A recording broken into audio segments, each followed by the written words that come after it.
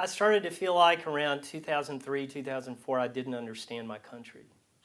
I felt like we were going so far off the rails, and there had to be an explanation, and I had no clue. And especially after the 2004 elections, when Bush was elected, not reelected, elected. And I thought this was an endorsement and an affirmation by the majority of American voters that yes, we're on the right track. And I went into deep depression. And then that Thanksgiving, the following Thanksgiving, 3 weeks after the election, we had the Dallas Cowboys Thanksgiving Day game on TV, kind of as background. And the halftime show came on, and I actually started looking at it. And nobody looks at halftime shows, but I'd had a couple of martinis, so I was just kind of sitting there.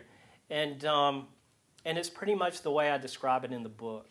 It's this insane mashup of pop culture and hip-hop music and softcore porn and militarism and American triumphalism and the flag, all mixed up into this crazy stew. And in the middle of that, there were probably 500 people out on the field. There was a lot of U.S. soldiers, but there was one group of soldiers who were in desert camos, and they were tan and lean, and you thought, oh, those guys just got back.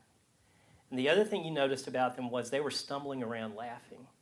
Everybody else was in strict lockstep, and I thought, they're drunk. And I thought, well, of course they are. I mean, what would it do to your head to have been in combat and then come back to this incredibly surreal situation? And so I thought, well, there's a story there. Patriotism is love of country. That's what it is.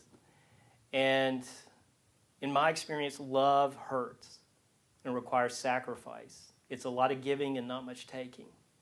And so for it to be a mature kind of love and a thoughtful kind of love and a real kind of love, there has to be sacrifice involved. Real love is sacrifice. And so this defensive patriotism and all the verbiage that gets spouted, that's easy. That's puppy love.